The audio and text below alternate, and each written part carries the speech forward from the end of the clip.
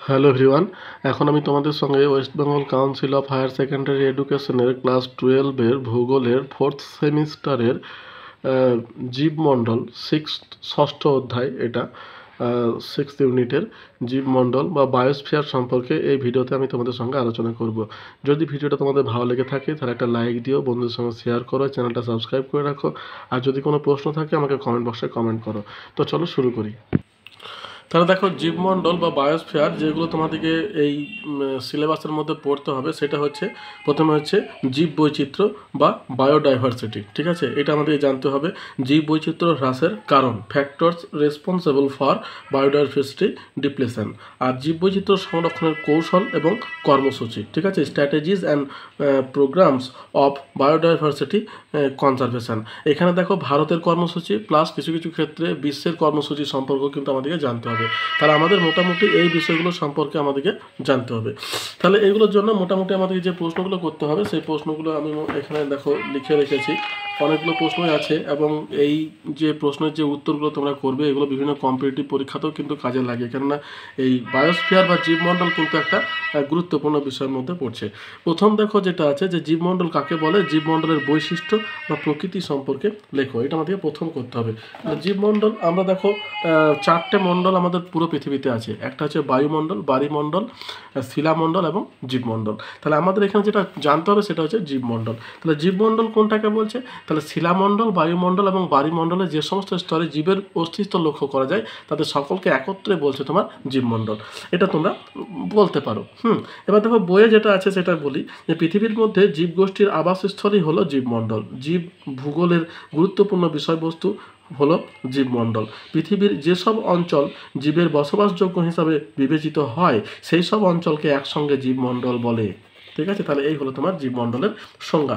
এবার দেখো জীবমণ্ডলে কিন্তু বিভিন্ন সময়ে বিভিন্ন যে জীব বিজ্ঞানীরা আছে তারা কিন্তু সংজ্ঞা দিয়েছেন। তো এখানে কতগুলো ওডাম, যেমন 1963-তে, তারপরে টিভি 1982-তে, টার্ক 1989, গ্রোসা 1996, মুর 2016, এগুলো তোমরা চাইলে করতে পারো, আর না চাইলে খুব একটা বেশি গুরুত্বপূর্ণ নয়। এরপরে দেখো এর বৈশিষ্ট্য, জীবমণ্ডলের যে বৈশিষ্ট্য সেটা সম্পর্কে আমরা আলোচনা করব। তাহলে দেখো এখানে বৈশিষ্ট্যগুলো দেওয়া আছে, প্রায় এখানে 8টা বৈশিষ্ট্য দেওয়া রয়েছে। 1 নম্বর বৈশিষ্ট্য কি? জীবমণ্ডলের বিস্তার 13 কিলোমিটার, সমুদ্র পৃষ্ঠ থেকে 6 কিলোমিটার উচ্চতা পর্যন্ত বায়ুমণ্ডলে এবং সমুদ্র পৃষ্ঠ থেকে 7 কিলোমিটার গভীরতা পর্যন্ত বায়ুমণ্ডলের মধ্যে জীবমণ্ডলের বিস্তার। এবার দেখো 2 নম্বর কি আছে? পৃথিবীর সর্ববৃহৎ বাস্তুতন্ত্র হচ্ছে জীবমণ্ডল। 3 নম্বর, জীবমণ্ডলের মধ্যে বসবাসকারী অসংখ্য জীব সব সময়ই পরিবেশের সঙ্গে মিথস্ক্রিয়া করে এবং এক প্রকার পারস্পরিক সংযোগ সূত্র স্থাপন করে। 4 নম্বর হচ্ছে জীবমণ্ডলের পরিধি 3 ভাগে বিভক্ত। একটা হচ্ছে বাড়িমণ্ডল, বাড়ি জীবমণ্ডল, অশ্বজীবমণ্ডল, বায়ুজীবমণ্ডল। তাহলে এই কথাটা কিন্তু আমি আগেই তোমাদের বলেছি। এরপর দেখো আছে 5 নম্বর হচ্ছে জীবমণ্ডল এক প্রকার নিয়ত এবং জীবন্ত প্রণালী। 6 নম্বর বলছে জীবমণ্ডলের শক্তির আদান প্রদান নিয়মিতভাবেই হয়ে থাকে। 7 নম্বর হচ্ছে জীবমণ্ডল হলো জীব বৈচিত্র্যের সমাহার। 8 নম্বর হচ্ছে জীবমণ্ডলের মধ্যে পুষ্টি পদার্থের চক্রাকার আবর্তন এবং পরিবহন হয়ে থাকে। তাহলে এই হলো তোমার জীবমণ্ডলের তোমার বৈশিষ্ট্য। এরপরে দেখো, তারপরে দেখো দিয়েছে জীবমণ্ডলের উপাদানগুলো দিয়েছে। জীবমণ্ডলের জড় উপাদান হলো শিলামণ্ডল, বাড়িমণ্ডল এবং বায়ুমণ্ডল। আর সবশেষে দিয়েছে একমাত্র জীবমণ্ডলেই প্রাণের অস্তিত্ব পাওয়া যায়, তাই পৃথিবী এত বেশি জীবন্ত। তাহলে এই গেল তোমার জীবমণ্ডলের বৈশিষ্ট্য। এরপরে দেখো আছে জীব বৈচিত্র্য কাকে বলে। তাহলে যেটা আমাদেরকে বেশি করে পড়তে হবে, জীব বৈচিত্র্য কাকে বলে, জীব বৈচিত্র্যের প্রকৃতি এবং বৈশিষ্ট্য। তাহলে জীব বৈচিত্র্যের সংজ্ঞা যদি আমরা বলতে যাই তাহলে দেখো জীব বৈচিত্র্যের সংজ্ঞা আমরা দেখি। জীব বৈচিত্র্য কাকে বলে এবং জীব বৈচিত্র্যের গুরুত্ব। তাহলে জীব বৈচিত্র্যের গুরুত্বটা আমরা তো জানবো, তার আগে আমাদের জীব বৈচিত্র্য কাকে বলে দেখো। এখানে দেখো বলেছে জীব বৈচিত্র্য বলছে প্রাকৃতিক পরিবেশে অনুবীক্ষণিক জীব সহ উদ্ভিদ এবং প্রাণীকুলের সমাবেশের মাধ্যমে যে বৈচিত্র্যময় জীবমণ্ডল গড়ে ওঠে তাকে জীব বৈচিত্র্য বা বায়োডাইভার্সিটি বলে। তাহলে এই গেল তোমার জীব বৈচিত্র্য এবং জীব বৈচিত্র্যের প্রকৃতি বা বৈশিষ্ট্য। তাহলে প্রথম বৈশিষ্ট্য কি? 1 নম্বর দেখা দিয়েছে উৎস, হচ্ছে পরিবেশের মধ্যে সৃষ্ট বাস্তুতন্ত্রের বিভিন্নতাই হলো জীববৈচিত্র্যের উৎস। 2 নম্বর হচ্ছে জীববৈচিত্র্যের স্তর, বলছে জীববৈচিত্র্য একটি প্রজাতির অভ্যন্তরে হতে পারে, আবার বিভিন্ন প্রজাতি বা বিভিন্ন বাস্তুতন্ত্রের মধ্যেও দেখা যায়। 3 নম্বর অঞ্চল ভেদে পার্থক্য, বলছে বিভিন্ন প্রকার অঞ্চলে জীববৈচিত্র্যের স্থানভিত্তিক পার্থক্য দেখতে পাওয়া যায়। উদাহরণ হচ্ছে মেরু অঞ্চলের তুলনায় নিরক্ষীয় বা ক্রান্তীয় অঞ্চলে, শুষ্ক অঞ্চলের তুলনায় আর্দ্র অঞ্চলে, উচ্চ অঞ্চলের তুলনায় সমুদ্রপৃষ্ঠের কাছাকাছি অঞ্চলে বেশি ঋতু বৈচিত্র্যপূর্ণ এলাকায় তুলনায় কম ঋতু বৈচিত্র্য এলাকায় জীব বৈচিত্র্য বেশি লক্ষ্য করা যায়। 4 নম্বর হচ্ছে বাস্তু সমস্থানিক অন্তঃসম্পর্ক, হচ্ছে প্রতিটি জীব একে অপরের সঙ্গে এবং পরিবেশের সঙ্গে পারস্পরিক সম্পর্ক বজায় রেখে চলে। এই মিথস্ক্রিয়া জীববৈচিত্র্য গড়ে তুলতে সাহায্য করে। পরভোজী স্বভোজী অণুজীবেরা একে অপরের উপর নির্ভরশীল হয়ে খাদ্য শৃঙ্খলা এবং খাদ্যজাল গঠনের মাধ্যমে জীববৈচিত্র্য তৈরি করে। আর দেখো 5 নম্বর আছে অভিযোজন ক্ষমতা, মানে জীববৈচিত্র্যের মধ্যে থাকা বিভিন্ন প্রজাতি নিজেদেরকে পরিবেশের সঙ্গে খাপ খাইয়ে নিতে সক্ষম। এর ফলে এদের ক্রমবিবর্তন, জলবায়ু পরিবর্তন, খাদ্যের সহজলভ্যতা এবং অন্যান্য প্রাকৃতিক কারণগুলির সঙ্গে অভিযোজনের মাধ্যমে জীবগোষ্ঠী পৃথিবীতে টিকে থাকে। তাহলে এই গেল তোমার জীববৈচিত্র্যের বৈশিষ্ট্য। এরপর দেখো আছে জীববৈচিত্র্য কোন কোন উপাদানে গঠিত। জীববৈচিত্র্যের উপাদান অথবা জীববৈচিত্র্যের স্তর বিন্যাস বা ধরন লেখো, অথবা জীববৈচিত্র্যের প্রকারভেদ বর্ণনা করো। তাহলে দেখো কত রকমের জীববৈচিত্র্য হয় সেটা সম্পর্কে এবারে কিন্তু আমাদেরকে জানতে হবে। তাহলে জীববৈচিত্র্যের প্রকারভেদ 3 রকমের জীববৈচিত্র্য আমাদের হয়ে থাকে। তো যাই হোক, সেই 3 রকমের জীববৈচিত্র্য সম্পর্কে আমরা এবারে জানবো। দেখো জীববৈচিত্র্যের প্রকারভেদ, স্তর বিন্যাস অথবা প্রকারভেদ, বলছে যে গ্যাস্টন এবং স্পাইসার প্রকৃতিগত পার্থক্য অনুযায়ী জীববৈচিত্র্য 3টি পর্যায়ক্রমিক স্তর বা শ্রেণীতে বিভক্ত করেন। একটা হচ্ছে জিনগত বা জন্মগত বৈচিত্র্য, 2 নম্বর হচ্ছে প্রজাতিগত বৈচিত্র্য এবং 3 নম্বর হচ্ছে বাস্তুতান্ত্রিক বৈচিত্র্য। দেখো এই যে 3টে বৈচিত্র্য দিয়েছে, এই 3টে বৈচিত্র্যের সংজ্ঞা এবং গুরুত্ব, হ্যাঁ, এই দুটোই কিন্তু তোমাদেরকে জানতে হবে, কারণ এইগুলো কিন্তু কেটে কেটে তোমাদের প্রশ্ন আসতে পারে। তাহলে জিনগত বা জন্মগত বৈচিত্র্য কোনটাকে বলছে? বলছে কোনো জীব প্রজাতির মধ্যে জিনের সমবায়গত পার্থক্যের জন্য জীবের যে গঠনগত এবং প্রকৃতিগত পার্থক্য লক্ষ্য করা যায় তাকে জিনগত বা জন্মগত বৈচিত্র্য বলে। উদাহরণ হচ্ছে যেমন ধান গাছের একটি প্রজাতির বৈজ্ঞানিক নাম হচ্ছে তোমার অরাইজা স্যাটিভা। ভারতীয় অরাইজা স্যাটিভা এর জিনগত বৈচিত্র্যের কারণ প্রায় 5000 ধরনের চাল দেখতে পাওয়া যায়। ঠিক আছে, এবার দেখো এই জিনগত বৈচিত্র্যের গুরুত্ব দেখো। গুরুত্ব কী কী আছে? 1 নম্বর হচ্ছে জীবের জিনগত বৈচিত্র্য জীব প্রজাতিকে নতুন পরিবেশে নিজেদের অভিযোজন হতে সাহায্য করে। 2 নম্বর হচ্ছে জিনগত বৈচিত্র্য জীব প্রজাতিকে অস্তিত্ব রক্ষা লড়াইয়ে শক্তি প্রদান করে এবং প্রাকৃতিক নির্বাচন প্রক্রিয়ার মাধ্যমে নতুন পরিবেশে টিকে থাকতে সাহায্য করে। 3 নম্বর কোনো একটি প্রজাতির যদি অধিক জিনগত বৈচিত্র্য লক্ষ্য করা যায় তবে সেই প্রজাতির কম জিনগত বৈচিত্র্য রয়েছে এমন প্রজাতির তুলনায় নতুন পরিবেশে টিকে থাকতে অধিক পরিমাণে সক্ষম হবে। 4 নম্বর হচ্ছে প্রজাতির জিনগত বৈচিত্র্য যত হ্রাস পেতে থাকে প্রজাতি বিলুপ্তি হওয়ার সম্ভাবনা ততই কিন্তু বাড়তে থাকে। এরপর দেখা যাচ্ছে প্রজাতিগত বৈচিত্র্য কাকে বলে? যে কোনো নির্দিষ্ট অঞ্চলে বিভিন্ন প্রজাতির উদ্ভিদ এবং প্রাণীকুলের সমাবেশকে প্রজাতি বৈচিত্র্য বলে। উদাহরণ হচ্ছে বিভিন্ন প্রাকৃতিক অঞ্চলগুলির মধ্যে নিরক্ষীয় বৃষ্টি অরণ্যের প্রজাতিগত বৈচিত্র্য কিন্তু সব থেকে বেশি। এবার এই প্রজাতিগত বৈচিত্র্যের গুরুত্ব কি? দেখো এখানে দেওয়া আছে গুরুত্ব, বলছে বাস্তুতন্ত্রের প্রজাতি বৈচিত্র্য যত বেশি হবে খাদ্য শৃঙ্খলের পরিমাণ তথা খাদ্য জালিকা জটিলতা ততই বৃদ্ধি পাবে, যার ফলে বাস্তুতন্ত্রের পুষ্টি প্রবাহ এবং শক্তি প্রবাহের মধ্যে বিঘ্ন ঘটার সম্ভাবনা ক্রমশই কমে আসবে এবং বাস্তুতন্ত্রের কার্যাবলীগুলিও সচল থাকবে। 2 নম্বর হচ্ছে প্রজাতিগত বৈচিত্র্য অধিক হলে বাস্তুতন্ত্রের জীবভর উৎপাদনের হার দ্রুত গতিতে বাড়বে। যেমন নিরক্ষীয় বৃষ্টি অরণ্যে প্রজাতিগত বৈচিত্র্য সর্বাধিক হওয়ার কারণে এখানে বার্ষিক জীবভর উৎপাদনের হার সর্বাধিক। 3 নম্বর হচ্ছে প্রজাতিগত বৈচিত্র্য অধিক হলে কোনো একটি প্রজাতির অবলুপ্তির কারণে বাস্তুতন্ত্রের কার্যাবলী বিঘ্নিত হওয়ার সম্ভাবনা ক্রমশ কমে আসে। এরপর তাহলে এইটা গেল তোমার প্রজাতিগত বৈচিত্র্যের গুরুত্ব। এরপর দেখো বাস্তুতান্ত্রিক বৈচিত্র্য কাকে বলে? বলছে পৃথিবীর বিভিন্ন অঞ্চলে জলবায়ু এবং ভূমিরূপের পার্থক্যের জন্য বিভিন্ন প্রজাতির উদ্ভিদ এবং প্রাণীর সমাবেশে ভিন্ন ভিন্ন ধরনের বাস্তুতন্ত্র গড়ে ওঠে। বাস্তুতন্ত্রের বিভিন্নতার কারণে গড়ে ওঠা এই ধরনের জীব বৈচিত্র্যকে বাস্তুতান্ত্রিক বৈচিত্র্য বলে। উদাহরণ হচ্ছে ভারতবর্ষে অঞ্চলভেদে জলবায়ু এবং ভূপ্রকৃতিগত তারতম্যের কারণে স্থলভাগে বৃষ্টি অরণ্য, সরলবর্গীয় অরণ্য, ম্যানগ্রোভ অরণ্য, নাতিশীতোষ্ণ অরণ্য, তৃণভূমি অরণ্য, মরুভূমি, জলভাগ স্থলভাগে প্রবাল প্রাচীর, খাঁড়ি ইত্যাদি লক্ষ্য করা যায়। এগুলি সবই কিন্তু আলাদা আলাদা বাস্তুতান্ত্রিক বৈচিত্র্য। এবার দেখো এর গুরুত্ব কী বাস্তুতান্ত্রিক বৈচিত্র্যের। প্রথম গুরুত্ব যেটা আছে, প্রাকৃতিক বাসভূমিতে বিভিন্ন বাস্তুতান্ত্রিক জীব সম্প্রদায়ের মধ্যে সামগ্রিক জীববৈচিত্র্য রক্ষণাবেক্ষণের জন্য বাস্তুতান্ত্রিক বৈচিত্র্যের প্রয়োজন রয়েছে। 2 নম্বর, বাস্তুতান্ত্রিক বৈচিত্র্য বহু যুগ ধরে জীব প্রজাতির বিবর্তন ধারা অব্যাহত রেখে পরিবেশের ভারসাম্য রক্ষা করে চলেছে। 3 নম্বর হচ্ছে, একটি আগন্তুক প্রজাতির বিবর্তনের ধারা অনুসরণ করে কিভাবে ক্লাইম্যাক্স পর্যায়ে উন্নীত হয়েছে তা বাস্তুতান্ত্রিক বৈচিত্র্যে অনুধাবন করতে সাহায্য করে। তাহলে এই গেল তোমার বাস্তুতান্ত্রিক বৈচিত্র্য। তাহলে আমরা জীব বৈচিত্র্যের শ্রেণীভাগগুলো পড়লাম এবং তার গুরুত্বটা পড়লাম। এরপর দেখো আছে জিনগত বৈচিত্র্য এবং প্রজাতিগত বৈচিত্র্যের পার্থক্য লেখো। তাহলে জিনগত বৈচিত্র্য এবং প্রজাতিগত বৈচিত্র্যের পার্থক্য আমরা লিখবো। এগুলো ডেফিনেশন এবং গুরুত্ব তো পড়েছি, এবার দুটোর মধ্যে পার্থক্য কী। দেখো, জিনগত বৈচিত্র্য একই বা ভিন্ন প্রজাতিভুক্ত জীবের মধ্যে জিনের বিভিন্ন ধরনের প্রকরণ এবং সমন্বয়কে জিনগত বৈচিত্র্য বলা হয়। অন্যদিকে প্রজাতি বৈচিত্র্য হচ্ছে কোনো নির্দিষ্ট প্রাকৃতিক অঞ্চলে বসবাসকারী উদ্ভিদ, প্রাণী এবং অণুবীক্ষণিক জীবদের সকল প্রকারের প্রজাতিকে একত্রে প্রজাতিগত বৈচিত্র্য বলা হয়। জিনগত বৈচিত্র্য ভিন্নতার উপর নির্ভর করে পরিমাপ করা হয় জিনগত বৈচিত্র্য। অন্যদিকে প্রজাতিগত বৈচিত্র্য পরিমাপ করা হয় প্রজাতির প্রাচুর্যের উপর নির্ভর করে। জিনগত বৈচিত্র্যে উত্তরাধিকার সূত্রে প্রাপ্ত জিনের ভিন্নতার উপর নির্ভর করে, আর প্রজাতিগত বৈচিত্র্য কোনো নির্দিষ্ট অঞ্চলের প্রজাতির সংখ্যা এবং তার বিস্তৃতির সঙ্গে সম্পর্কিত।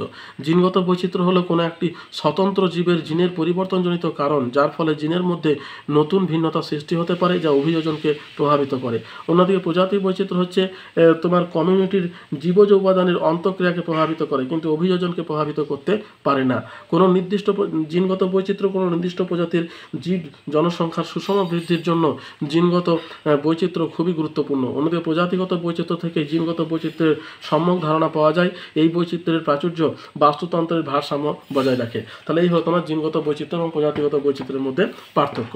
এরপরে দেখো আছে জীব বৈচিত্র্যের তাৎপর্য বা গুরুত্ব লেখো। তাহলে আমাদের এই যে তোমার জীব বৈচিত্র্য যে জিনিসটা আছে, জীবের যে বৈচিত্র্য, এখানে এর তাৎপর্য বা গুরুত্ব কী। তাহলে দেখো, তাৎপর্য গুরুত্ব প্রথম যেটা আছে সেটা হচ্ছে তোমার বাস্তুতন্ত্রকে রক্ষা করা, অর্থাৎ প্রত্যেকটা জীবের আলাদা আলাদা যে বাস্তুতন্ত্র আছে সেটাকে রক্ষা করা।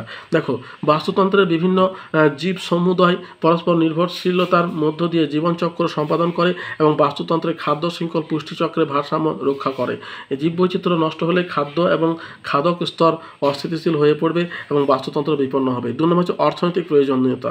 অর্থনৈতিক প্রয়োজনীয়তা কী বলছে, বাস্তুতন্ত্রের বিভিন্ন উদ্ভিদ এবং প্রাণী যথেষ্ট সংখ্যায় থাকে, তবেই মানুষের অর্থনৈতিক প্রয়োজনীয়তা ব্যবহারের জন্য যোগান নিশ্চিত থাকবে। ঔষধ শিল্পে বিভিন্ন ভেষজের ব্যবহার, কাঠ, কাষ্ঠ, ছাল এবং পাতার প্রয়োজনে নির্দিষ্ট উদ্ভিদের ব্যবহার, রেশম কীট, লাক্ষা কীট প্রভৃতি প্রতিপালনে উদ্ভিদের প্রয়োজনীয়তা অনস্বীকার্য। তারপর দেখো বায়ো প্রসপেটিং। হ্যাঁ, জীববৈচিত্র্যের মধ্যে খুঁজে বের করা হয় প্রয়োজনীয় উদ্ভিদ, ছত্রাক প্রভৃতি যা ঔষধ এবং অন্যান্য ভেষজ তৈরির উপকরণের সাহায্য করে। একে বায়ো প্রসপেটিং বলা হয়। ঔষধ শিল্পে বায়ো প্রসপেটিং খুবই গুরুত্বপূর্ণ।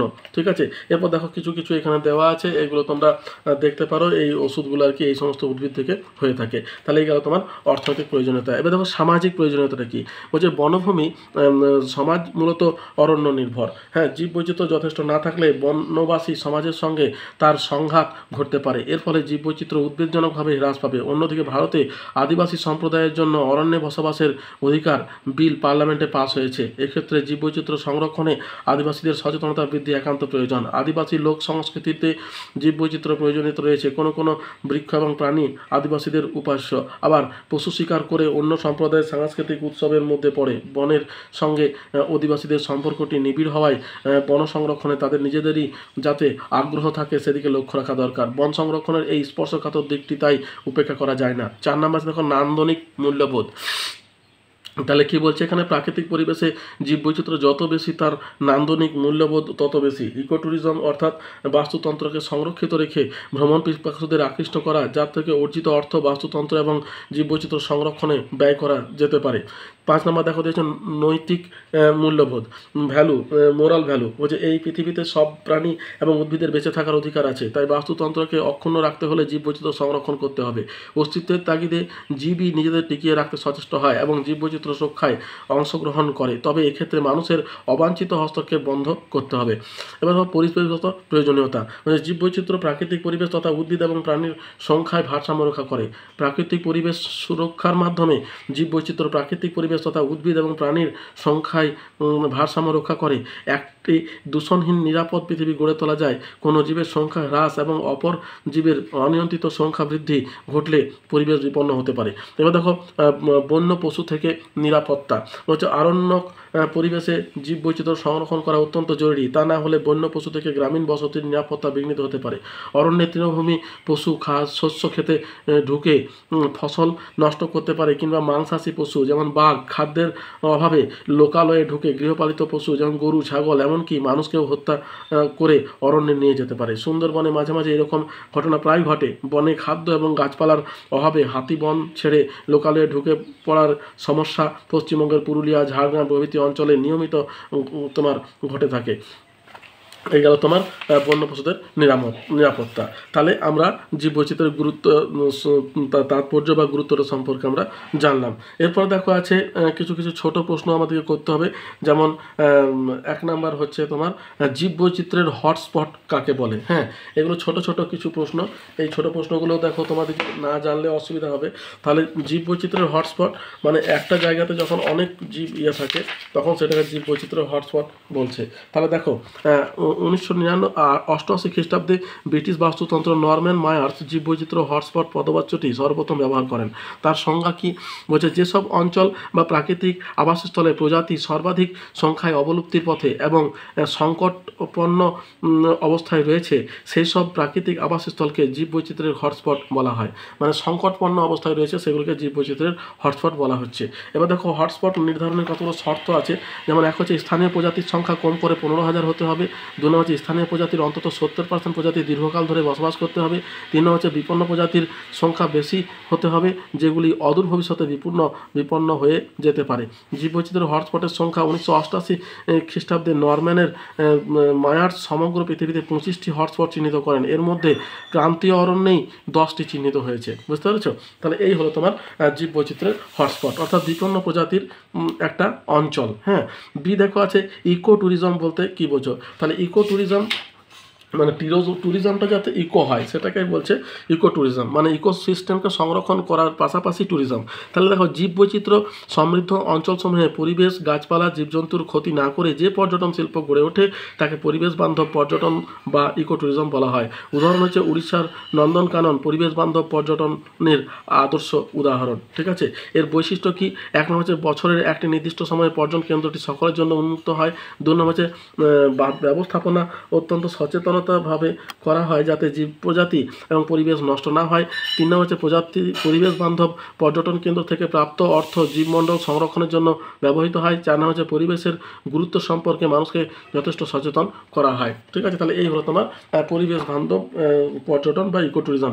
এবার ধরো সি দেওয়া আছে জীব ভূরাসায়নিক চক্র বলতে কি বোঝো। তাহলে জীব ভূরাসায়নিক চক্র যেটা তোমার আমাদের জীব এবং ভূ মানে পৃথিবী পৃষ্ঠের মধ্যে একটা চক্রটাকে ঠিক মতন বজায় রাখে। দেখো জীব ভূরাসায়নিক চক্র বলছে জীবের বেঁচে থাকার জন্য ভৌত পরিবেশ যেমন জল বায়ু মাটি প্রভৃতি এবং জীবকলার মধ্যে বিভিন্ন মাইক্রো পরিপোষক যেমন কার্বন অক্সিজেন নাইট্রোজেন প্রভৃতি এবং বিভিন্ন মাইক্রো পরিপোষক যেমন লোহা আয়োডিন প্রভৃতির চক্রাকার প্রবাহকে জীব ভূরাসায়নিক চক্র বলা হয়। জীব ভূরাসায়নিক চক্র প্রধানত 2 প্রকার, একটা হচ্ছে গ্যাসীয় চক্র, একটা হচ্ছে তরল চক্র। ঠিক আছে, নেক্সট দেখো আছে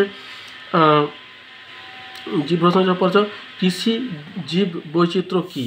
তাহলে দেখো কৃষি জীব বৈচিত্র্য এটা একটা আমরা জীব বৈচিত্র্য সম্পর্কে জানলাম, কিন্তু এই জীব বৈচিত্র্য যখন বিভিন্ন স্থান বেসিসে হয়, যেমন এখানে বলেছে কৃষি জীব বৈচিত্র্য। দেখো বিভিন্ন পশুপালক মৎস্য চাষী কৃষক কর্তৃক পশু মৎস্য পাখি উদ্ভিদ প্রভৃতি প্রতিপালনের ফলে গড়ে ওঠা জীব বৈচিত্র্যকে কৃষি জীব বৈচিত্র্য বলা হয়। বুঝতে পারছো? এরপর দেখো প্রজাতি ভবন কি। প্রজাতি ভবন বলছে যে পদ্ধতির মাধ্যমে এক প্রজাতির জীব থেকে একাধিক প্রজাতির জীবের সৃষ্টি হয় তাকে প্রজাতি ভবন বলা হয়। প্রজাতি ভবনের সম্পূর্ণ বিপরীত অবস্থা হলো প্রজাতি বিলুপ্তি। বুঝতে পেরেছো? এরপরে দেখো কি আছে প্রজাতি ভবনের পরে আছে পার্থক্য আলফা এবং বিটা বৈচিত্র্য। তাহলে আলফা এবং বিটা বৈচিত্র্য, আমরা আলফা এবং বিটা বৈচিত্র্য জীব বৈচিত্র্যের যে শ্রেণীবিভাগগুলো পড়েছি সেখানে তোমার আছে, এবং এখানে আলফা এবং বিটা এই দুটোর মধ্যে পার্থক্য বলেছে। দেখো, আলফা বৈচিত্র্য হচ্ছে একটি নির্দিষ্ট ক্ষুদ্র অঞ্চলে জীবগোষ্ঠীর বৈচিত্র্যই হচ্ছে আলফা বৈচিত্র্য, আর বিটা বৈচিত্র্য হচ্ছে একই ভৌগোলিক অঞ্চলে থাকা দুটি পৃথক বাসস্থানে উপস্থিত বিভিন্ন প্রজাতির প্রাচুর্যকে বিটা বৈচিত্র্য বলা হয়। আলফা বৈচিত্র্য কয়েকটি পয়েন্ট বৈচিত্র্য নিয়ে আলফা বৈচিত্র্য গঠিত হয়, এটি জীব বৈচিত্র্যের ক্ষুদ্রতম একক। অন্যদিকে বিটা বৈচিত্র্য দুটি ভিন্ন আলফা বৈচিত্র্যের মধ্যে উপস্থিত জীব বৈচিত্র্য। তারপর দেখা যাচ্ছে আলফা বৈচিত্র্যের আধিক্য ওই অঞ্চলের প্রজাতির প্রাচুর্য বৃদ্ধি করে থাকে। অন্যদিকে বিটা বৈচিত্র্যের আধিক্য দুটি ভিন্ন বাসস্থানের মধ্যে অবস্থিত প্রজাতিসমূহের সাদৃশ্য হ্রাস করে। আলফা বৈচিত্র্য বসবাসকারী ভিন্ন প্রজাতির সংখ্যা পরিমাপের দ্বারা এই বৈচিত্র্য গণনা করা হয়। অন্যদিকে বিটা বৈচিত্র্য দুটি ভিন্ন বাসস্থানে উপস্থিত জীবগোষ্ঠীর মধ্যে সাদৃশ্যের ভিত্তিতে সাদৃশ্য সূচক হিসাবে বিটা বৈচিত্র্য পরিমাপ করা হয়। আলফা বৈচিত্র্য একই পরিবেশে অবস্থানকারী একই সম্পদের উপর নির্ভর করে। বিটা বৈচিত্র্য সর্বদা বাসস্থানগত বৈচিত্র্যের উপরে নির্ভর করে। ঠিক আছে, তাহলে এই হলো তোমার আলফা বৈচিত্র্য এবং বিটা বৈচিত্র্যের মধ্যে পার্থক্য। এরপর দেখো 7 নম্বর দেখো দিয়েছে বলছে জীব বৈচিত্র্যের বিনাশ বা অবক্ষয় কাকে বলে। তাহলে দেখো জীব বৈচিত্র্যের বিনাশ বা অবক্ষয়, এটার ডেফিনেশন আমাদেরকে দিতে হবে যে বিনাশ বা অবক্ষয় কোন জিনিসটাকে বলা হয়। তাহলে দেখো জীব বৈচিত্র্যের বিনাশ বলছে যখন কোনো গোষ্ঠী বা প্রজাতি কোনো বংশধর না রেখে মারা যায় বা বিনষ্ট হয় তাকে জীব বৈচিত্র্যের বিনাশ বা জীব বৈচিত্র্য অবক্ষয় বলা হয়। আবার কোনো একটি প্রজাতির বংশ যখন 2 বা ততোধিক বংশে বিশেষিত হয় তখনও মূল প্রজাতিটি বিনষ্ট হয়, এই ঘটনাকেও জীব বৈচিত্র্যের বিনাশ কিন্তু বলা হয়। এরপর দেখো বলেছে জীব বৈচিত্র্যের বিনাশের কারণ বা নিয়ামক গুলি কী কী, অর্থাৎ কী কী কারণে জীব বৈচিত্র্য বিনাশ হয় সেটার কারণগুলো আর কি আমাদেরকে করতে হবে। তাহলে দেখো এই বিনাশ বা অবক্ষয়ের কারণগুলিকে দুটো ভাগে ভাগ করেছে, একটা হচ্ছে প্রাকৃতিক কারণ, একটা হচ্ছে অপ্রাকৃতিক বা মানুষ সৃষ্ট কারণ। প্রাকৃতিক কারণের মধ্যে প্রথমে আছে জলবায়ু পরিবর্তন। বিভিন্ন কারণে জলবায়ুর পরিবর্তন ঘটায় জীব প্রজাতির আজ সংকটের মুখে। বিভিন্ন যুগে বিশ্বব্যাপী জলবায়ু পরিবর্তন হওয়ার জন্য অসংখ্য প্রজাতির বিনাশ ঘটেছে। বর্তমানের সময়ে জলবায়ু পরিবর্তন হার অত্যন্ত দ্রুত। পরিবর্তনশীল জলবায়ুর সাপেক্ষে অসংখ্য প্রজাতি অভিযোজন করতে না পারায় নিজেদের অস্তিত্ব বিলোপ হচ্ছে। এরপর দেখা যাচ্ছে মহাদেশের সঞ্চরণ বা কন্টিনেন্টাল ড্রিফট। ওয়েগনারের তথ্য অনুযায়ী দেখো মহাদেশের সঞ্চরণ ও খণ্ডীকরণের কারণে বারংবার মহাদেশ এবং মহাসাগরের অবস্থান এবং ক্ষেত্রমানের পরিবর্তন হয়েছে। এর ফলে ভূসংস্থানগত পীড়নের মাত্রা বৃদ্ধি পায়। এই পীড়নের মাত্রা তীব্রতর হওয়ার কারণে অসংখ্য প্রজাতি বিনষ্ট হয়েছে। এরপর দেখো 3 নম্বর আছে বন্যা বা ফ্লাড। বলছে বন্যার প্রভাবে বিস্তীর্ণ অঞ্চল এলাকা জলমগ্ন হয়ে পড়ে। এর ফলে অসংখ্য জীব প্রজাতির প্রাকৃতিক আবাসস্থল দীর্ঘদিন ধরে নিমজ্জিত হয়ে পড়ে। এর ফলে বহু প্রজাতির যেমন মৃত্যু হয় তেমনই বহু প্রজাতির নিজস্ব বাসস্থান থেকে বিচ্ছিন্ন হয়ে পড়ে।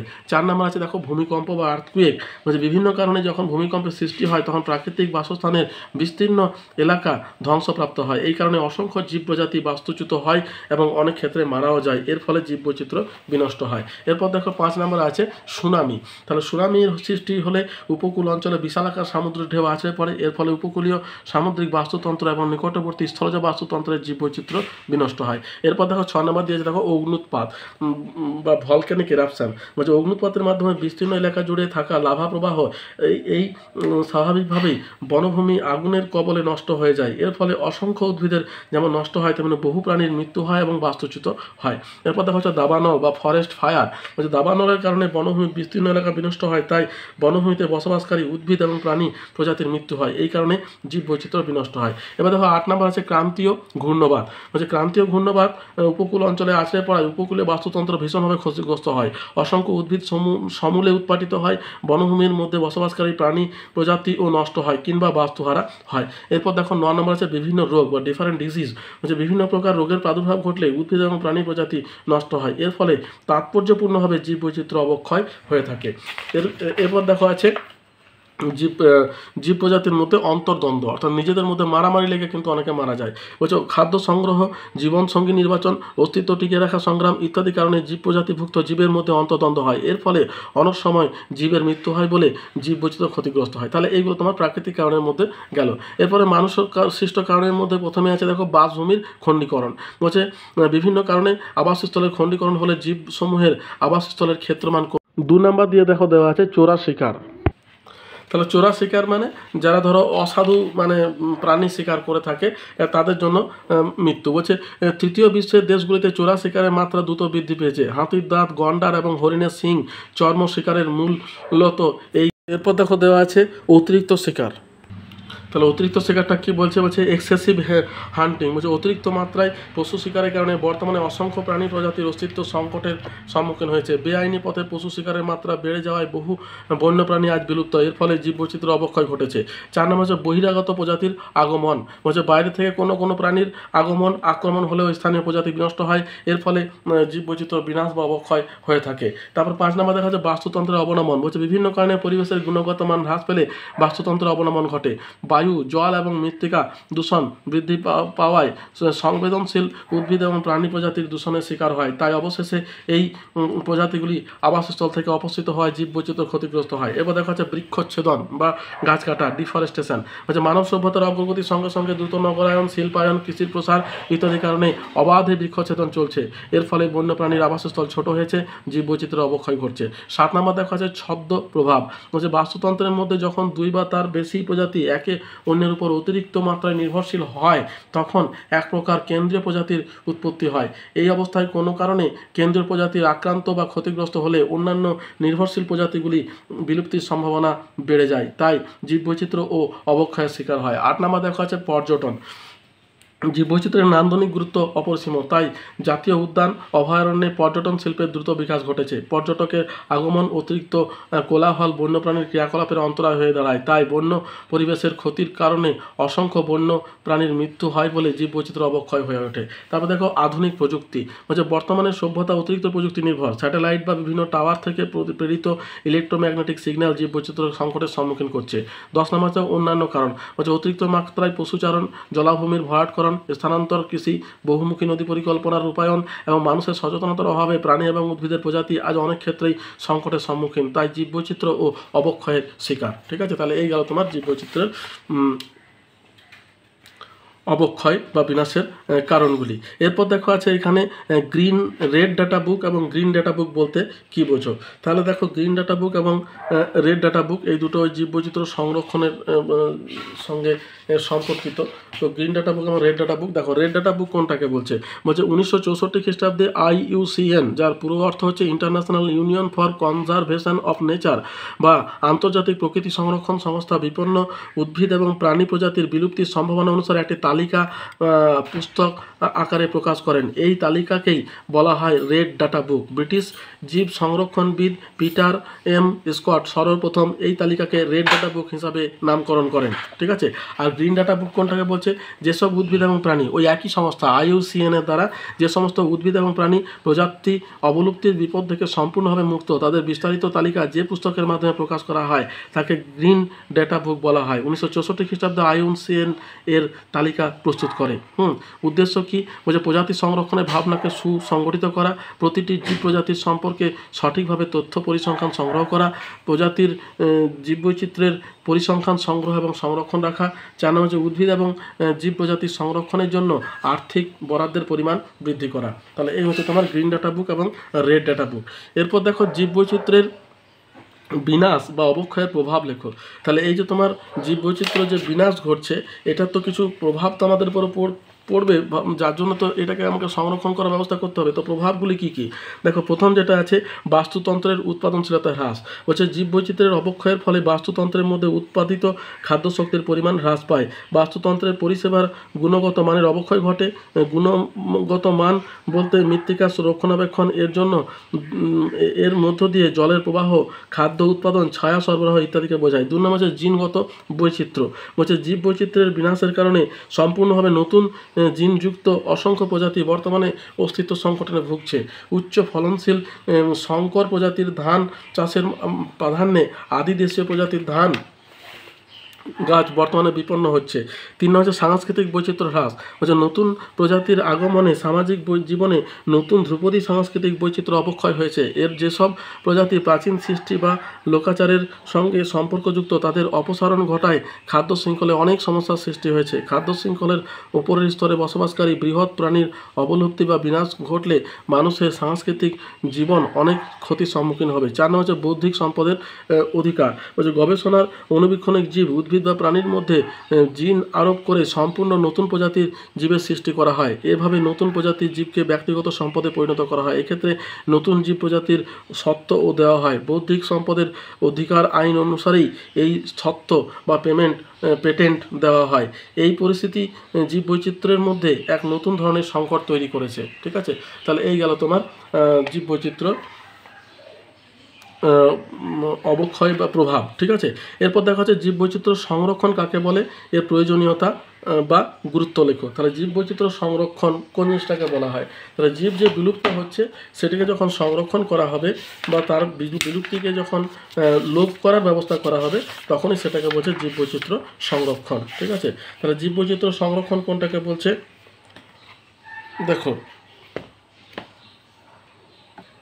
তাহলে জীববৈচিত্র্য সংরক্ষণ বলতে এমন কিছু কৌশলকে বোঝায় যার মাধ্যমে তোমার জীব প্রজাতিকে তাদের স্বাভাবিক বাসস্থানে অথবা কৃত্রিম উপায়ে সুরক্ষা প্রদান করা যায়। অন্যভাবে বলা যায় মানব কল্যাণের উপযোগী উদ্ভিদ এবং প্রাণী প্রজাতির মধ্যে যেগুলি বর্তমানে বিপদগ্রস্ত বা ভবিষ্যতে বিপদগ্রস্ত হওয়ার সম্ভাবনা রয়েছে সেই সকল উদ্ভিদ এবং প্রাণী প্রজাতিদের সচেতনতামূলক পরিচালনার মাধ্যমে রক্ষণাবেক্ষণকে জীববৈচিত্র্য সংরক্ষণ বলা হয়। ঠিক আছে, জিন, প্রজাতি এবং বাস্তুতন্ত্র এই তিনটি স্তরে বা পর্যায়ে জীববৈচিত্র্য সংরক্ষণ করা হয়। এর প্রয়োজনীয়তা বা গুরুত্বটা কি?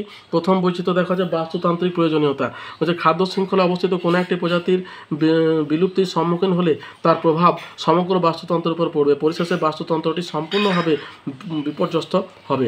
2 নম্বর দেখা আছে জৈব প্রয়োজনীয়তা বা খাদ্য নিরাপত্তা, বলছে খাদ্যের উৎপাদন বৃদ্ধি ও খাদ্যের উৎকর্ষতা বৃদ্ধির জন্য খাদ্যশস্যের বৈচিত্র্যময়তা, উচ্চ ফলনশীল বীজ উৎপাদন, প্রাণীর কৃত্রিম প্রজনন বৃদ্ধি ইত্যাদির দিকে নজর রাখতে হবে। এই সমস্ত কার্য সম্পাদনের জন্য বীজ ভাণ্ডার গঠন, স্থানীয় প্রজাতির জিন সংরক্ষণ ইত্যাদির প্রয়োজনীয়তা রয়েছে।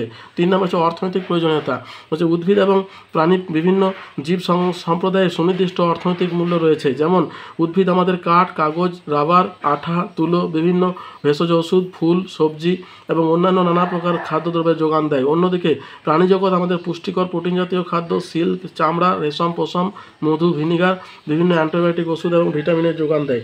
4 নম্বর হচ্ছে বৈজ্ঞানিক প্রয়োজনীয়তা, শিক্ষা এবং গবেষণামূলক কার্যকলাপে জীববৈচিত্র্যের গুরুত্ব অবদান রয়েছে। উদাহরণস্বরূপ বলা যায় যে কোনো প্রকার রোগের প্রতিষেধক বা ওষুধ আবিষ্কারের পূর্বে সেগুলিকে কার্যকারিতা বোঝানোর জন্য প্রথমে তা বিভিন্ন প্রাণীর উপর প্রয়োগ করা হয়। 5 নম্বর দেখা আছে জল সম্পদ সংরক্ষায় প্রয়োজনীয়তা, হচ্ছে বৈচিত্র্য না থাকলে জলচক্রের স্বাভাবিক প্রক্রিয়াটি ব্যাহত হবে এবং বৃষ্টিপাত সৃষ্টিতে এবং ভৌমজলের ভাণ্ডার তৈরিতে উদ্ভিদ এবং প্রাণী প্রজাতির মিলিত অবদান বৃহত্তর ক্ষেত্রে জলচক্রকে সক্রিয় রাখে এবং জল সম্পদকে সুরক্ষিত করে।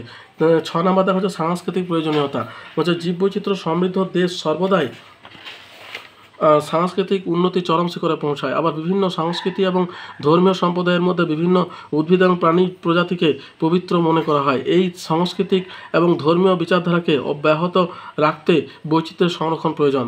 7 নম্বর হচ্ছে নৈতিক প্রয়োজনীয়তা, যে পৃথিবীতে যেমন মানুষের বাঁচার অধিকার আছে তেমনই প্রতিটি জীবের বাঁচার অধিকার আছে। কোনো প্রজাতির ধ্বংসের সম্মুখীন হলে তা ভবিষ্যতে চিরতরে বিলুপ্ত হয়ে যেতে পারে, তাই তাদের ধ্বংসের হাত থেকে বাঁচানোর জন্য জীববৈচিত্র্যের সংরক্ষণ অত্যন্ত জরুরি। 8 নম্বর হচ্ছে নান্দনিক প্রয়োজনীয়তা, জীববৈচিত্র্য সমৃদ্ধ প্রাকৃতিক পরিবেশ ভূদৃশ্যের সৌন্দর্য এবং বৈচিত্র্যময়তা অটুট রাখার জন্য জীববৈচিত্র্যের সংরক্ষণ করা একান্ত প্রয়োজন।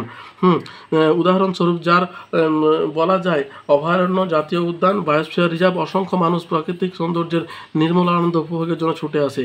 তারপর দেখো ভবিষ্যৎ প্রজন্মের জন্য প্রয়োজনীয়তা, আমরা বিজ্ঞানে যতই উন্নতি করে থাকি না কেন সমস্ত প্রকার জীবের সন্ধান আমরা এখনও করে উঠতে পারিনি। এছাড়াও বহু প্রজাতি রয়েছে যেগুলি সন্ধান পাওয়া সত্ত্বেও তাদের কার্যকারিতা আমাদের কাছে স্পষ্ট নয়, কিন্তু তাই বলে ভবিষ্যতে এগুলি কার্যকর হবে না এমনটি জোর দিয়ে কিন্তু বলা যায় না। তাই ভবিষ্যতের কথা ভেবে জীববৈচিত্র্য সংরক্ষণ করা জরুরি। তাহলে এই গেল তোমার জীববৈচিত্র্য সংরক্ষণের প্রয়োজনীয়তা।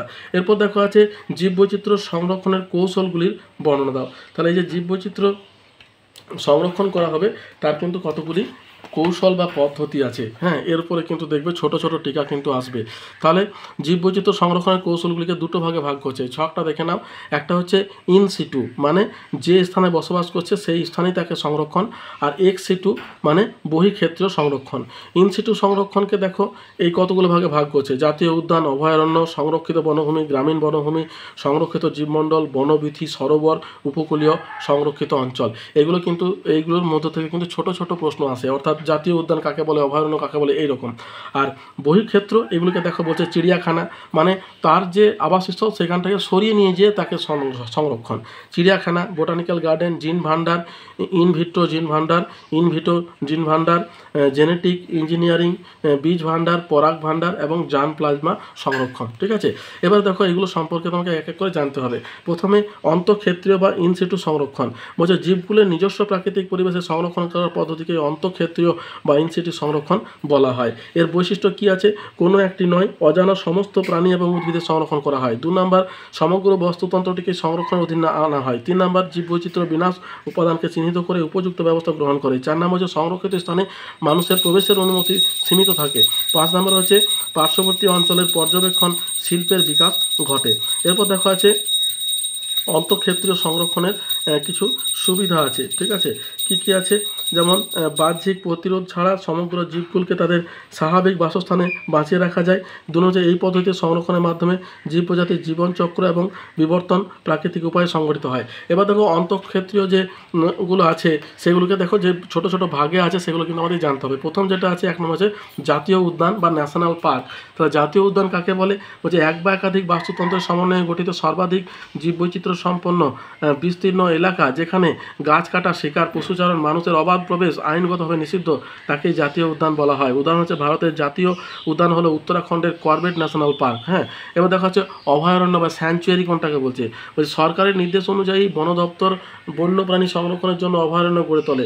যে সমস্ত সংরক্ষিত ভৌগোলিক অঞ্চলে বন্যপ্রাণী স্বাধীনভাবে চলাচল করতে পারে এবং প্রজননে লিপ্ত হতে পারে তাকে অভয়ারণ্য বলা হয়। এই অঞ্চলে গাছ কাটা, পশু শিকার, মানুষের প্রবেশের অধিকার আইন অনুযায়ী নিয়ন্ত্রিত হয়। বর্তমানে ভারতে 573টি বন্যপ্রাণী অভয়ারণ্য বর্তমান। তারপর দেখা যাচ্ছে 3 নম্বর আছে তোমার সংরক্ষিত বনভূমি।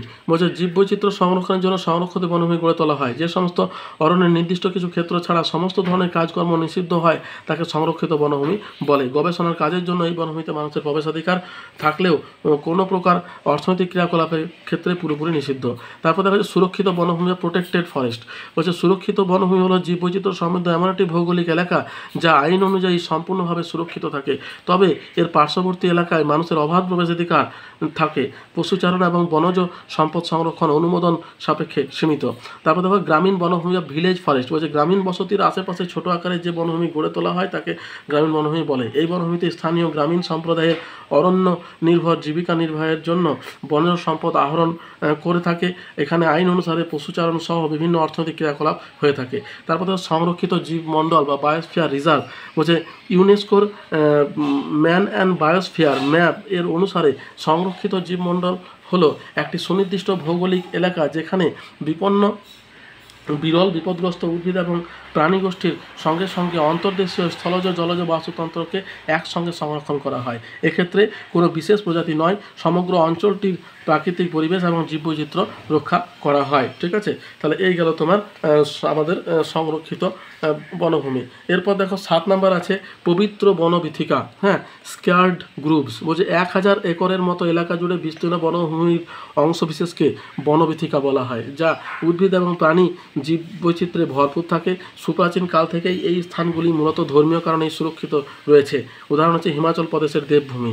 তারপর দেখো পবিত্র সরোবর, সেক্রেড লেকস। বলছে যে সমস্ত জলাশয় প্রাকৃতিক গুণাবলীর কারণে মানুষের কাছে পবিত্র হিসাবে বিবেচিত হয় তাকে সরোবর বলা হয়।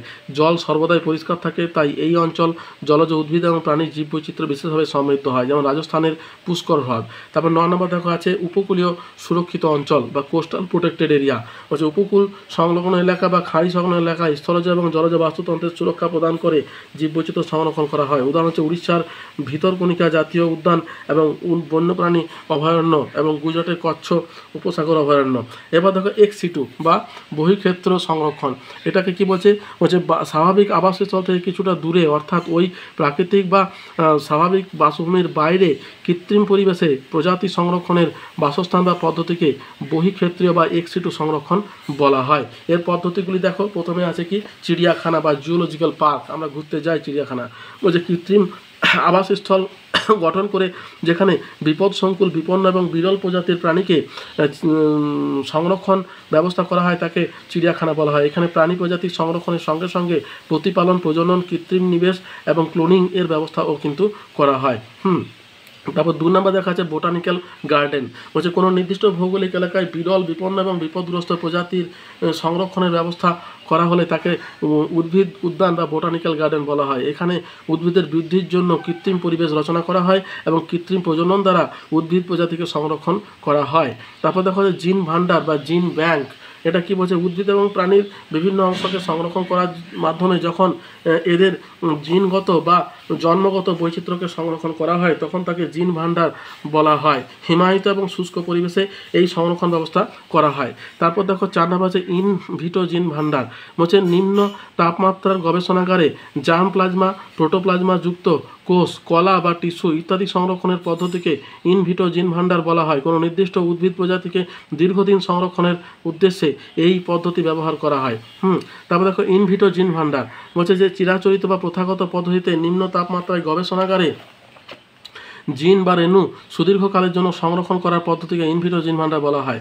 6 নম্বর আছে দেখো জেনেটিক ইঞ্জিনিয়ারিং, বলছে বিজ্ঞান এবং উন্নত প্রযুক্তির সাহায্যে জিনের পরিবর্তন ঘটিয়ে বিভিন্ন প্রজাতির সংরক্ষণের ব্যবস্থাকে জেনেটিক ইঞ্জিনিয়ারিং বলা হয়। উদাহরণ আছে এই পদ্ধতিতে ভারতের সবুজ বিপ্লবের সময়ে বিভিন্ন ধরনের উচ্চ ফলনশীল বীজ তৈরি করা হয়। ঠিক আছে, এবার দেখা যাচ্ছে অন্যান্য পদ্ধতি আছে, যেমন বীজ ভান্ডার তৈরি করে হিমঘরের মাধ্যমে বীজ সংরক্ষণ।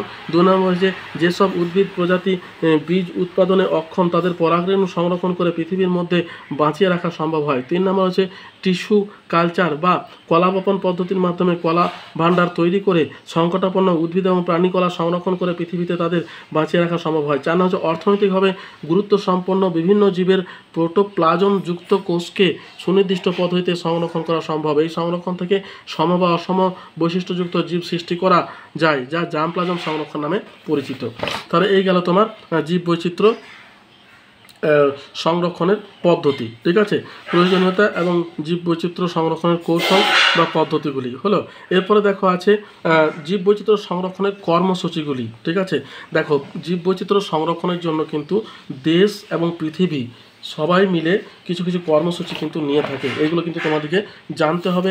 এগুলো ডেট কত সালে হয়েছিল, শর্ট প্রশ্ন এগুলো থেকে কিন্তু বেশি আসে। এবার দেখো আমি যতটা পাচ্ছি তোমাদের বই থেকে ছোট করে দেখানোর চেষ্টা করছি।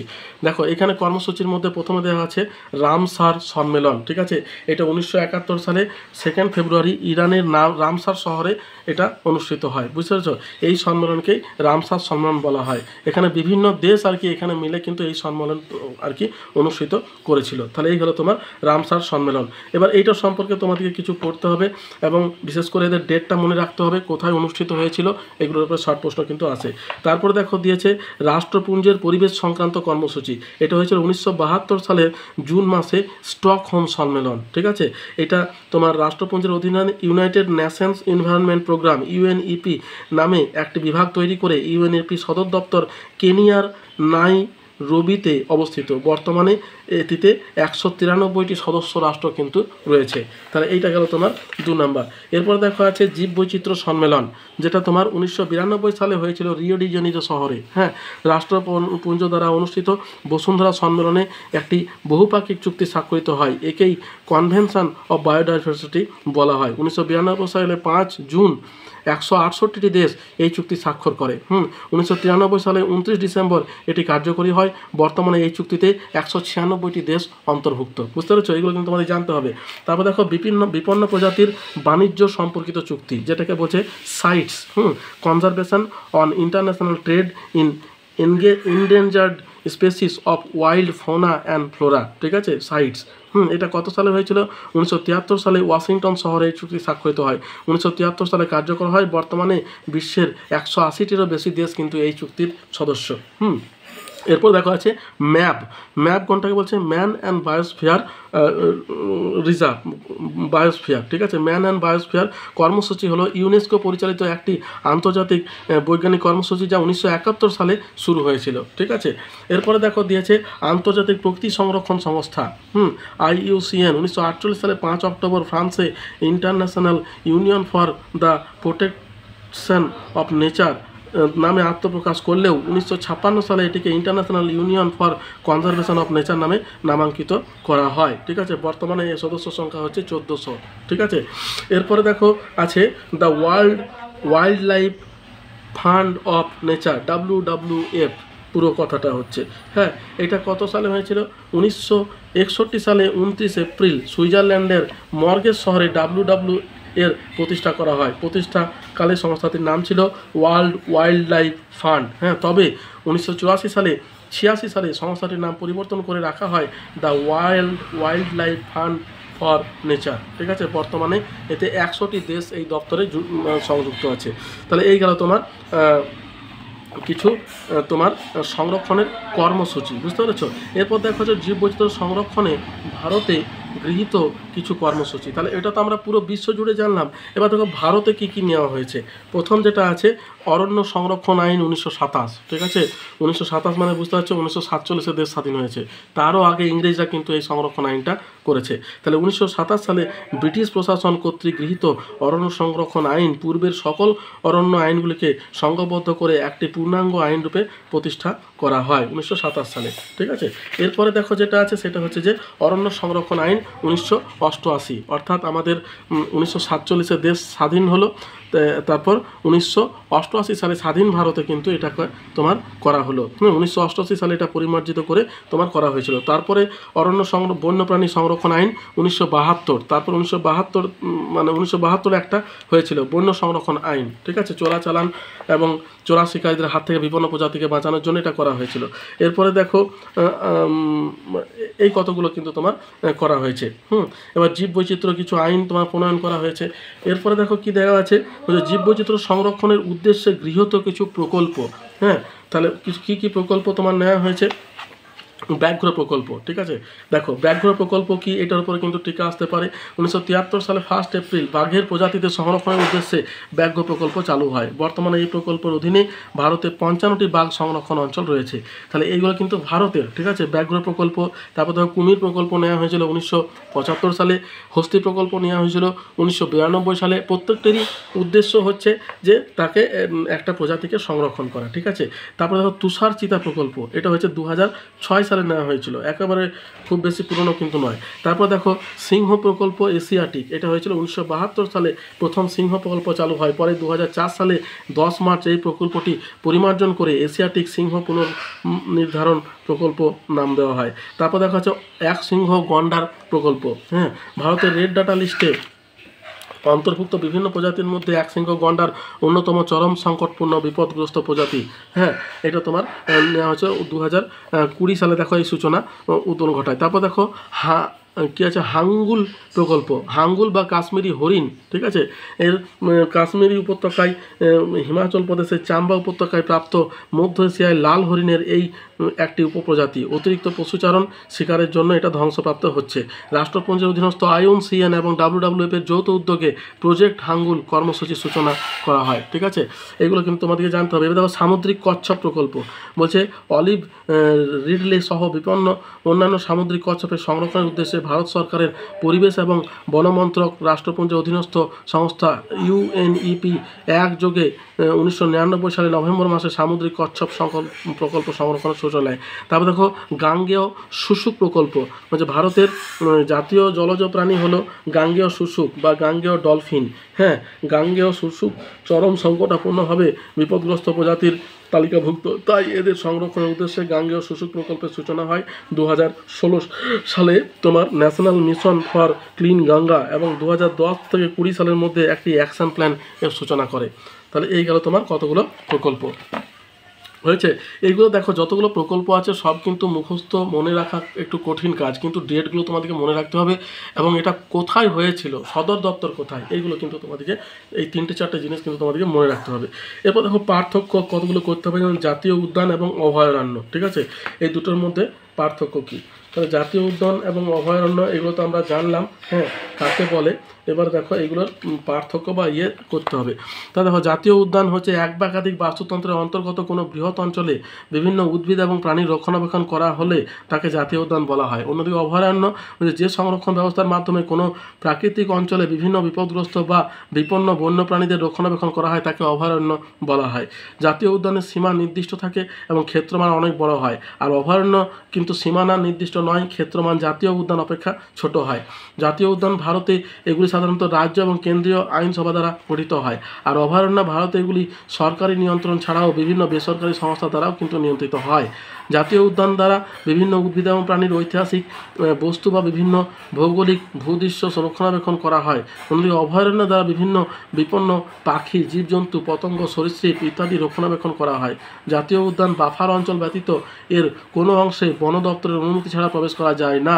অভয়ারণ্য কিন্তু এখানে অনেকটা গভীরে প্রবেশ করা যায়, তবে প্রবেশের জন্য প্রশাসনের অনুমতি লাগে। জাতীয় উদ্যান সর্বোচ্চ স্তর, তাই একে কোনোভাবেই অভয়ারণ্যে পরিণত করা যায় না, আর অভয়ারণ্যকে উন্নীত করে জাতীয় উদ্যানে পরিণত করা যায়। এই গেল তোমার এই দুটোর মধ্যে পার্থক্য। এরপরে দেখো যেটা করতে হবে সেটা হচ্ছে সংরক্ষিত এবং সুরক্ষিত বনভূমি। সংরক্ষিত এবং সুরক্ষিত বনভূমি, তাহলে দেখো এই দুটো কাকে বলছে। বলছে সংরক্ষিত বনভূমি হচ্ছে ভারতীয় অরণ্য আইন ইন্ডিয়ান ফরেস্ট অ্যাক্ট 1972 অনুসারে যে সমস্ত অরণ্যের নির্দিষ্ট কয়েকটি ক্ষেত্র ছাড়া বাকি অঞ্চলে সমস্ত রকমের কাজকর্ম নিষিদ্ধ থাকে তাকে সংরক্ষিত বনভূমি বলে। অন্যদিকে সুরক্ষিত হচ্ছে ভারতীয় অরণ্য আইন অনুসারে যে সমস্ত অরণ্যের নির্দিষ্ট কয়েকটি ছাড়া অন্যান্য সমস্ত ক্ষেত্রে জনসাধারণের অবাধ অধিকার থাকে তাকে সুরক্ষিত বনভূমি বলা হয়। সংরক্ষিত বনভূমিতে গাছপালা এবং পশু পাখি সংরক্ষিত অরণ্যে সংরক্ষণের আওতায় থাকে। অন্যদিকে সুরক্ষিত বনভূমি কেবল গাছপালা সরকারিভাবে সুরক্ষিত থাকে। হ্যাঁ, সংরক্ষিত বনভূমি এখানে পশুচারণ, শিকার এবং বনজ সম্পদ আহরণ কঠোরভাবে নিষিদ্ধ।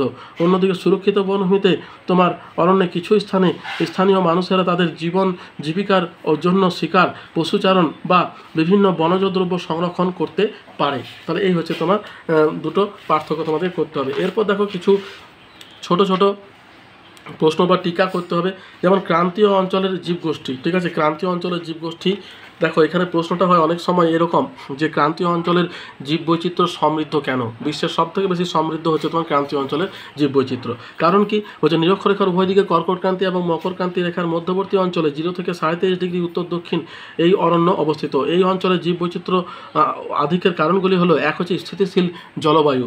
বলছে বিভিন্ন ভূতাত্ত্বিক যুগে ক্রান্তীয় অঞ্চলে জলবায়ু নাতিশীতোষ্ণ অঞ্চলের তুলনায় স্থিতিশীল হওয়ায় ক্রান্তীয় অঞ্চলের জীববৈচিত্র্যগুলি সুদীর্ঘকাল ধরে বসবাস করার সুযোগ পেয়েছে। কিন্তু নাতিশীতোষ্ণ অঞ্চলের জলবায়ু বহুবার তোমার পরিবর্তন হওয়ায় এখানে প্রজাতিগুলির অন্যত্র পরিব্রাজন ঘটেছে এবং লুপ্ত ঘটেছে। অর্থাৎ ক্রান্তীয় অঞ্চলে কিন্তু কোনো ঋতু পরিবর্তন হয় না। আমরা জানি নিরক্ষীয় অঞ্চলে কিন্তু কোনো ঋতু পরিবর্তন হয় না। তারপর দেখো 2 নম্বর আছে উষ্ণ এবং আর্দ্র জলবায়ু। বলছে অধিক উষ্ণতা এবং উচ্চ আর্দ্রতায় ক্রান্তীয় অঞ্চলে জীবের বৃদ্ধি এবং বিকাশ কিন্তু দ্রুত ঘটে। এরপর 3 নম্বর আছে প্রাচীন জীবগোষ্ঠী। বলছে অন্যান্য অঞ্চলের তুলনায় ক্রান্তীয় অঞ্চলের জীবগোষ্ঠীগুলি বেশি প্রাচীন। এরা বিবর্তনের জন্য পর্যাপ্ত সময় পেয়েছে, সেই জন্য এই অঞ্চলের জীব প্রজাতিগুলি স্থানীয়ভাবে অভিযোজিত হয়েছে। 4 নম্বর আছে বিভিন্ন প্রজাতির সহাবস্থান। বলছে ক্রান্তীয় অঞ্চলে তোমার পরজীবী এবং রোগ জীবাণুর আধিক্যের জন্য কোনো এক প্রকার প্রজাতির প্রাধান্য লাভ করতে পারে না, তাই এখানে বিভিন্ন প্রজাতির সহাবস্থান লক্ষ্য করা যায়। 5 নম্বর আছে যে সংকরায়নের উচ্চ হার। বলছে এখানকার অনুকূল পরিবেশে বিভিন্ন প্রজাতির সহাবস্থান করায় তাদের মধ্যে মিলনের মাত্রা বা সংকরায়নের মাত্রা বেশি, তাই স্বাভাবিকভাবে জিন বৈচিত্র্য বেশি হওয়ায় জীব বৈচিত্র্য বৃদ্ধি পেয়েছে।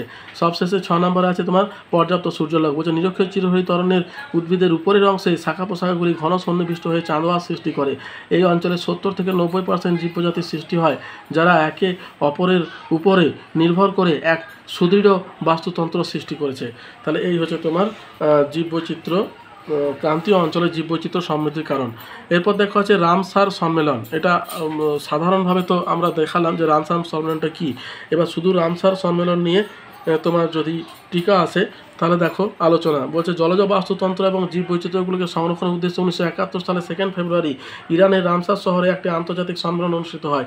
এই সম্মেলনকে রামসার সম্মেলন বলা হয়। 1975 সাল থেকে এই সম্মেলনে নেওয়া নীতিসমূহের বাস্তবায়ন ঘটানো হয়। কোনো অঞ্চলে জলাভূমি সংরক্ষণের মাধ্যমে জীব প্রজাতি সংরক্ষণে রামসার সম্মেলনের ভূমিকা ছিল নিম্নরূপ। 1 নম্বর হচ্ছে তোমার জলাভূমি হলো বিভিন্ন জীবের আবাসস্থল। রামসার সম্মেলনের জলাভূমি সংরক্ষণের মাধ্যমে অসংখ্য প্রজাতির উদ্ভিদ এবং প্রাণীর স্বাভাবিক বাসস্থান ভূমিতে টিকে থাকার পরিবেশ সুনিশ্চিত করে। এর উদ্দেশ্যে প্রতি বছর 2 ফেব্রুয়ারি দিনটিকে বিশ্ব জলাভূমি দিবস হিসাবে ঘোষণা করা হয়। 2 নম্বর হচ্ছে রামসার তালিকাভুক্ত জলাভূমিগুলিতে থাকা বিভিন্ন পাখি, মাছ, সরীসৃপ এবং অন্যান্য প্রাণীর সংরক্ষণ নিশ্চিত করা। 3 নম্বর হচ্ছে রামসার সম্মেলন এমন ব্যবস্থার উপরে গুরুত্ব দেয় যাতে জীববৈচিত্র্য ধ্বংস না করে স্থানীয় জনগণ জলাভূমিতে সম্পদ ব্যবহার করতে পারে। ঠিক আছে, তাহলে এই হলো তোমার রামসার সম্মেলন। এরপর দেখা হচ্ছে IUCN এর মাত্রা অনুযায়ী সংকটাপন্ন প্রজাতির শ্রেণী। তাহলে প্রজাতির শ্রেণীগুলি দেখো, IUCN এর মাত্রা অনুযায়ী সংকটাপন্ন প্রজাতিগুলির শ্রেণীবিভাগ 3টি ভাগে ভাগ করা হয়। এক হচ্ছে চরম সংকটপূর্ণ বিপদগ্রস্ত প্রজাতি, বিপন্ন প্রজাতি আর বিপদগ্রস্ত প্রজাতি। চরম সংকটপূর্ণ কোনটা বলছে, যে সমস্ত প্রজাতির স্বাভাবিক বাসভূমি থেকে অদূরে ভবিষ্যতে চূড়ান্ত অবলুপ্তির সম্ভাবনা রয়েছে তাদের চরম সংকটাপন্ন বিপদগ্রস্ত প্রজাতি বলা হয়। উদাহরণ হচ্ছে রেড পান্ডা। 2 নম্বর হচ্ছে বিপন্ন প্রজাতি, যে সমস্ত প্রজাতির জনসংখ্যা অত্যন্ত দ্রুত হারে কমে আসছে এবং অদূর ভবিষ্যতে বিলুপ্ত হওয়ার এতটাই প্রবল রয়েছে যে পুনরুদ্ধারের সম্ভাবনা কম, তাকে বিপন্ন প্রজাতি বলা হয়, যেমন মেরুচিতা।